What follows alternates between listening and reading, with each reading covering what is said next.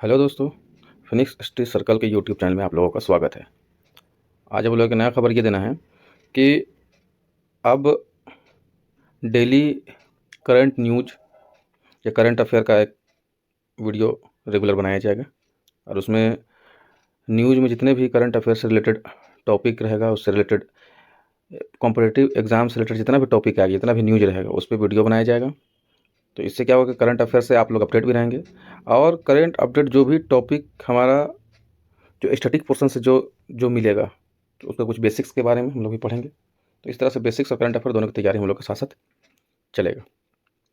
तो इसके लिए आप लोग को प्ले लिस्ट में एक दे दिया जाएगा यूट्यूब चैनल में, ताकि आप लोग को आसानी से डेली न्यूज़ जितना भी करंट अफेयर जितना भी आता है उससे रिलेटेड हर तरह की वीडियो आप लोग को डेली मिलते रहे। अगर डेली नहीं मिला तो 2 या 3 दिन में या वीकली वाइज मिलते रहेगा। तो चलिए शुरू करते हैं आज का। इस वीक का कुछ न्यूज़ है, 4-5 न्यूज़, जिसको कोशिश किए हैं एक जगह करने का। तो सबसे पहला न्यूज़ है कि फिलाटेली दिवस पर प्रदर्शनी हुआ था, उसके बारे में है। तो फिलाटेली दिवस के बारे में जानेंगे। उससे पहले हम लोग जानेंगे कि फिलाटेली दिवस जो है ना, विश्व डाक दिवस के दिन मनाया जाता है। तो अब ये भी जानना है कि विश्व डाक दिवस क्या है और कैसे है।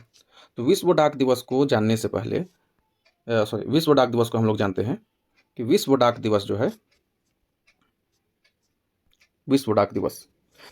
दिवस हर साल 9 अक्टूबर को मनाया जाता है।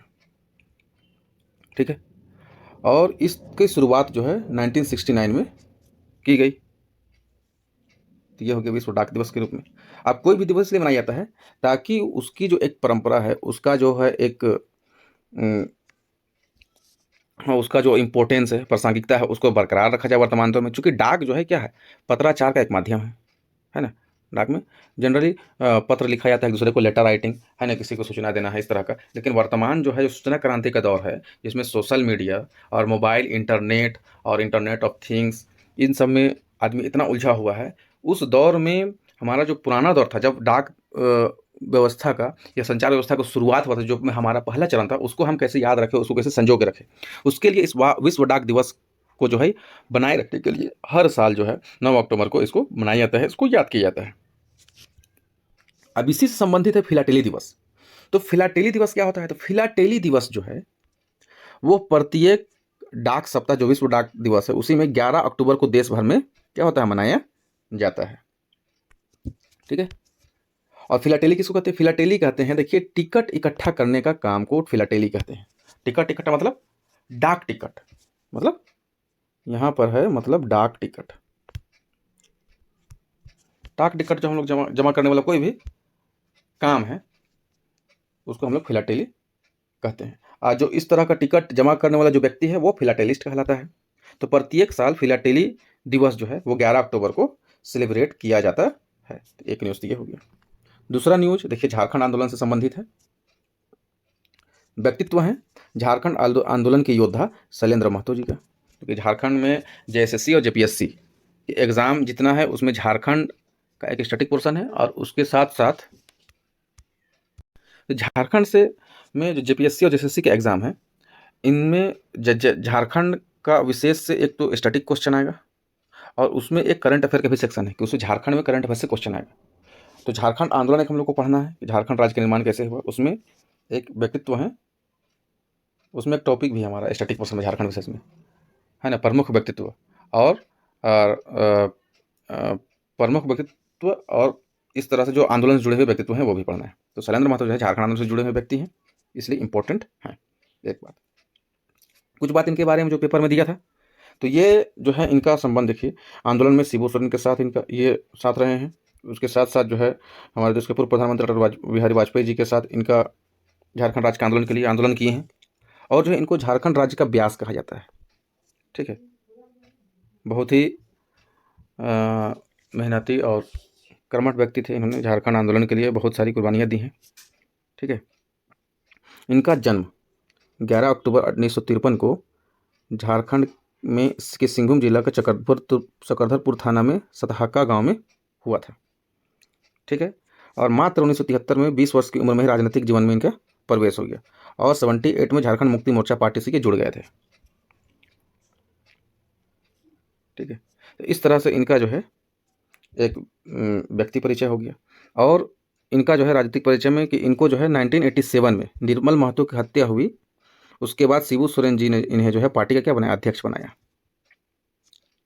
Sorry sorry sorry, party Shibu Soren ji स्वयं पार्टी के अध्यक्ष बने और इन्हें जो शैलेंद्र महतो को झामुमो पार्टी का जो है क्या बनाया गया, महासचिव बनाया गया। तो ये इनका झामुमो के लिए एक योगदान के रूप में नजर आता है। साथ ही यह जो है एक बुद्धिजीवी थे। तो इनका जो है लेखनी में बहुत ही बड़ा इन्होंने 4 बुक लिखा है। एक झारखंड राज्य और उपनिवेशवाद 1989 में इसका हुआ प्रकाशन। एक बुक लिखे झारखंड के समर गाथा जो 2011 में प्रकाशित हुई। और इस बुक के बारे में लगभग जैसे रामदयाल मुंडा, वीर भारत तलवार, विश्वेश्वर प्रसाद केसरी ने बहुत तारीफ किया है इसका। इसके बाद इनका एक बुक है झारखंड में विद्रोह का इतिहास, झारखंड में विद्रोह का इतिहास 2021 में भी हाल ही में इनका प्रकाशित हुआ है। फिर 2022 में इसका बुक जो है वो हुआ है जर्नी ऑफ झारखंड मूवमेंट। तो ये 4 बुक है, बहुत ही इंपॉर्टेंट बुक है। ये एग्जाम में बिल्कुल आने की तरह, मतलब इस तरह का बुक का भी जो है झारखंड के एग्जाम में एक देखा जाता है ट्रेंड क्वेश्चन पूछने का। तो उसके हिसाब से ये बहुत ही इम्पोर्टेंट है, इसको हम लोग को समझना है। उसके साथ यहाँ पर कुछ इनका पिक्चर्स दिया है। जैसे यहाँ पर ये सबसे बाएं तरफ इस वाले में देखिए, यहाँ पर जो है शैलेंद्र महतो जो है वो सूरज मंडल शिबू सोरेन महतो के साथ हैं। यहाँ पर एक झारखंड आंदोलन का जुलूस का नेतृत्व कर रहे हैं। और यहाँ पर बागुन सुब्रे जो हमारे विधानसभा जब पहला गठन हुआ था उसके जो अध्यक्ष बने थे बागुन सुब्रे, उनके साथ यहाँ पर दिख रहे हैं। ठीक है, तो इस तरह से। और फिर नाज सिंह के साथ नजर आ रहे हैं। साथ ही यहाँ पर जो है शंकराचार्य स्वरूपानंद सरस्वती को जो झारखंड की समर गाथा बुक जो है उनको भेंट कर रहे हैं। तो ये इनके बारे में कुछ जो है जानकारी थी जो आप लोगों को दिया गया। ठीक है, तो ये झारखंड का एक न्यूज़ था। अब इसके बाद जो है, इसके बाद कुछ और पुस्तकें हैं जो इनकी जो है रिलीज हुई हैं। जैसे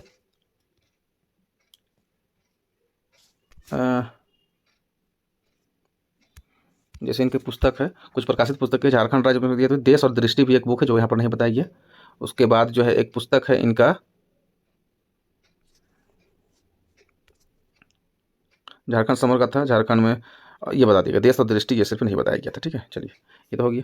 अब देखिए यहाँ पर जो है राजीव गांधी सरकार के द्वारा जो एक समिति गठित हुआ था 1995 में, झारखंड विषयक समिति, इसके सदस्य भी रहे ये। झामुमो से 9वीं और 10वीं लोकसभा में जमशेदपुर के सांसद भी बने ये।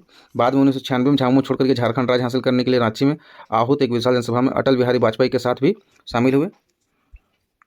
इनकी पत्नी आभा महतो ये 12वीं 13वीं लोकसभा में भाजपा में जमशेदपुर से सांसद रही।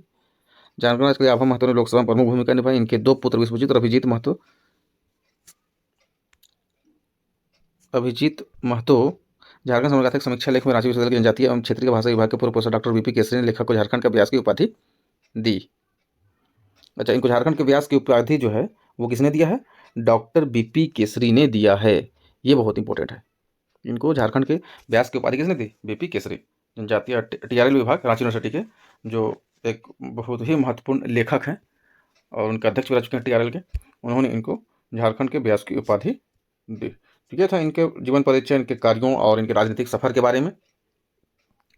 और अब हम लोग चलते हैं एक दूसरे न्यूज़ के बारे में जो भी झारखंड से ही संबंधित है। और ये है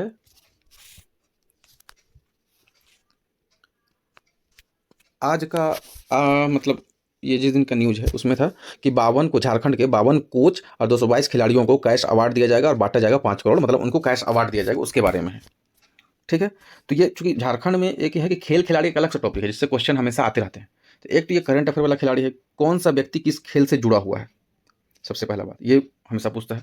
वो किस जिले के रहने वाले हैं, ये भी सवाल पूछता है। और उन्होंने किस खेल में योगदान दिया है और किस कंपटीशन में या किस खेल, कौन सा गेम में उन्होंने स्वर्ण पदक जीता है या कोई मेडल जीता है, उसके बारे में सवाल पूछा जाता है। ठीक है, तो यहाँ पर देख लीजिए, ये देखिए कॉमनवेल्थ गेम में जो स्वर्ण पदक जीता गया था भारतीय खिलाड़ी द्वारा लॉन बॉल में, उन्हें 40 लाख और एशियन लॉन बॉल स्वर्ण जीतने वाले को 7 लाख रुपये। एक तो कॉमनवेल्थ जीतने वालों को 40 लाख मिलेगा, एशियन लॉन बॉल उसमें स्वर्ण पदक जीतने वालों को 7 लाख रुपये मिलेगा।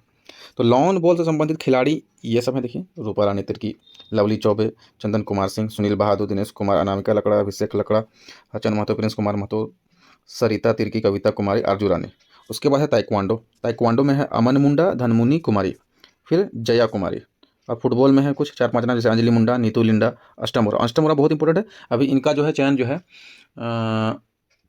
जो एशियाई खेल था उनमें भी इनका चयन हुआ था ना। मतलब एशियाई खेल में जो भारतीय टीम थी फुटबॉल महिला टीम, उसमें अष्टम उरांव थी। पूर्णिमा कुमारी, हाँ, साथ ही साथ अष्टम उरांव को जो है झारखंड सरकार का एक स्कीम चल रहा है सुकन्या समृद्धि योजना, या उसी से संबंधित कोई एक स्कीम है जिसमें इनको जो है उनका ब्रांड एम्बेसडर बनाया गया। और एक फुटबॉल खिलाड़ी है संजय तिर्की। फिर आर्चरी मतलब तीरंदाजी, इसमें दीप्ति कुमारी है, समीर बेहरा है, सुनील कुमार है, अनिल लोहार है, कोमलिका बारी है, अनिष्का कुमार सिंह है, गोल्डी मिश्रा है और अंकिता भगत है और जयंत तालुकदार है। कुछ नाम इसमें पहले आप लोग सुने होंगे, अभी हाल में नया सुन रहे होंगे हो सकता है। एथलेटिक्स में सपना कुमारी, आशा किरण बारला है। हॉकी में संगीता कुमारी है, निकी प्रधान, सलीमा टेटे। ये तीन, ये तो बहुत इंपॉर्टेंट है, संगीता कुमारी, सलीमा टेटे और निकी प्रधान। ये सब भारतीय अंतर्राष्ट्रीय भारतीय महिला टीम के ये लोग खिलाड़ी हैं। फिर वुशु एक अजीबो गरीब टाइप का खेल है जिसमें श्रेया कुमारी, तारा कुमारी, गीता खलको, पूर्णिमा लिंडा, सोनाली कुमारी, रोहित कुमार, भास्कर कुमार, शिवम उरांव, इन्हें जो है दिया जाएगा। कोच यहाँ पर कुछ कम है, तो कोच से भी जैसे मधुकांत पाठक लॉन बॉल के कोच हैं। फिर एथलेटिक्स में आशु भाटिया और आर्चरी कोच है महेंद्र करमाली और पूर्णिमा महतो, और हॉकी में प्रतिमा बरवा। तो ये 5 जो है कोच है जिन्हें जो है पुरस्कृत किया जाएगा। अब जो है इसके बाद जो है फिर झारखंड से ही एक न्यूज है, पशुपालन सहकारिता विभाग भवन के सभागार में ए हेल्प योजना लॉन्च किया गया। ए हेल्प क्या है? इससे कहा रहा कि ग्रामीण अर्थव्यवस्था की स्थिति बदल जाएगी। बादल, देखिए बादल मतलब बादल पत्रलेख, जो हमारे कृषि मंत्री हैं श्री बादल पत्रलेख जी, उन्होंने इसका जो है लॉन्चिंग किया है। देखिए यहाँ पर लिखा हुआ भी है ना, कृषि मंत्री।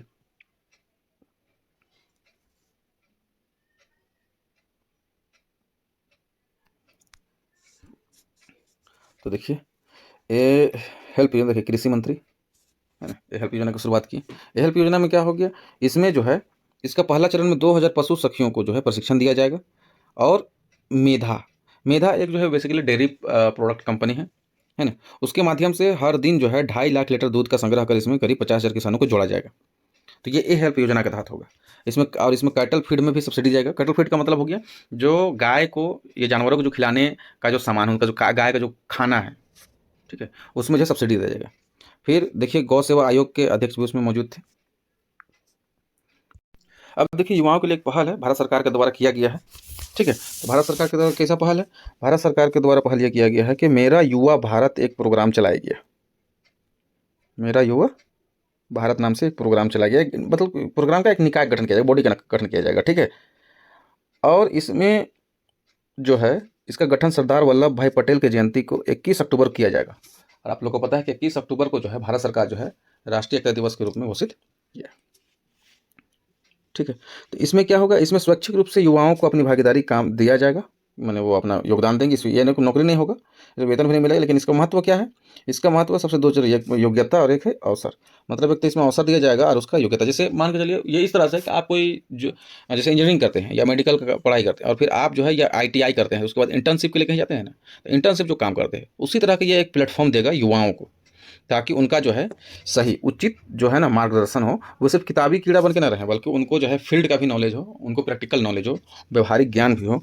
उसके लिए इसका किया गया है शुरुआत, नाम है मेरा युवा भारत। क्यों किया गया? प्रधानमंत्री श्री नरेंद्र मोदी जो है भारत में युवा शक्ति का चर्चा करते हुए कहें कि दुनिया में 30 वर्ष से कम उम्र की सबसे बड़ी आबादी हमारे देश में रहती है, ठीक है।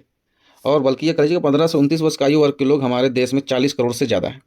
तो मतलब हमारा देश युवा देश है। तो युवा देश को अगर हम जो है उसको प्रोडक्टिव कामों में अगर नहीं लगाएंगे, तो फिर वह जो है प्रोडक्टिव काम ना करके अनप्रोडक्टिव काम करेगी, जिससे देश को फायदा ना क्या नुकसान होगा। इसीलिए प्रधानमंत्री ने यह एक पहल किया है। और यह मान के चलिए कि यह जो है यह पहल जो है वह प्रधानमंत्री कौशल विकास योजना को ही एक जो है एक अगला चरण है या उसको हेल्प करेगा। जैसे प्रधानमंत्री कौशल योजना में क्या होता है, ट्रेनिंग दिया तो कुछ महीनों का सर्टिफिकेट दिया जाता है, ताकि उनको जो है प्रैक्टिकल व्यवहारिक ज्ञान हो और वह जो अच्छे से फील्ड में अपना काम कर सके उसके लिए। तो उसी तरह से है, इसको हेल्प करने के लिए आगे। इसके बाद जो है हम लोग देखेंगे कि एक जो है ग्लोबल मैरीटाइम इंडिया समिट 2023 होने जा रहा है मुंबई में 17 अक्टूबर से 19 अक्टूबर के बीच में। कनेक्ट, कोलाबोरेट और क्रिएट इसका थीम होगा कुछ। कनेक्ट, कोलैबोरेट और क्रिएट। और व्यापार का निर्माण, साझेदारी बढ़ाना, अवसर पैदा करना, ये इसका थीम है। मतलब मैरीटाइम का मतलब है कि समुद्रिक मार्ग से, ठीक है, समुद्री मार्ग से व्यापार को बढ़ावा, ठीक है। उसके लिए global maritime India summit 2023 Mumbai में किया जाएगा, ठीक है। तो एक न्यूज हो गया। उसके बाद एक न्यूज था, और वो था ई अपशिष्ट दिवस, वेरी वेरी इंपॉर्टेंट, 14 अक्टूबर, मतलब इलेक्ट्रॉनिक कचरा, ई फॉर इलेक्ट्रॉनिक। तो इलेक्ट्रॉनिक कचरा दिवस जो है क्यों मनाया जा रहा है?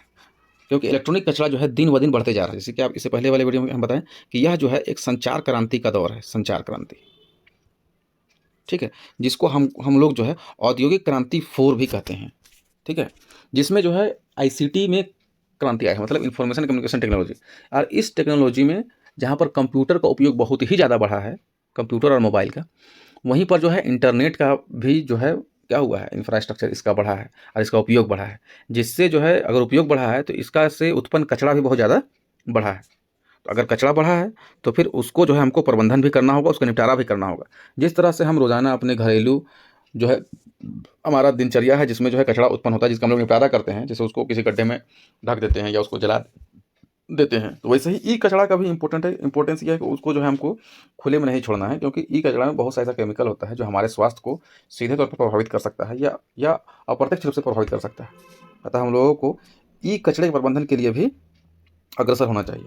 तो उसके लिए एक लेख आया है जिसमें बहुत सा डेटा है जो हम लोगों को देखना चाहिए, समझना चाहिए कि हाँ आखिर ऐसा क्या है। तो इसके लिए बेसिकली कुछ है जो हम लोग पहले से भी अपनाते हैं, जैसे एक ट्रिपल आर का थ्योरी है कि रिड्यूस एंड रीयूज और रिसाइकल। जो ट्रिपल आर जो है एक थ्योरी है ना, ये रिड्यूस करना है, माने कम यूज कीजिए, दूसरा रिसाइकल कीजिए, और नहीं तो रीयूज कीजिए, उसको दोबारा यूज कीजिए। तो ये एक थ्योरी है।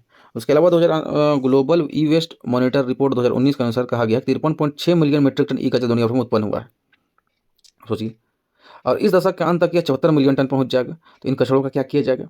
इसीलिए केंद्रीय प्रदूषण बोर्ड जो हमारा है ना, CPCB, वो जो 21-22 में अगर उसकी रिपोर्ट को माने तो 21-22 में 16 टन से ज़्यादा जो है ई कचरा उत्पन्न हुआ भारत में। इससे मुश्किल से 30% ई कचरे का निस्तारण हुआ है मात्र, बताइए, ठीक है। तो ये बहुत ही जो है गंभीर बात है। ई कचरे में, अब देखिए इस कचरे में क्या होता है, ई कचरे का देखिए बहुत ही खतरनाक इसमें जो है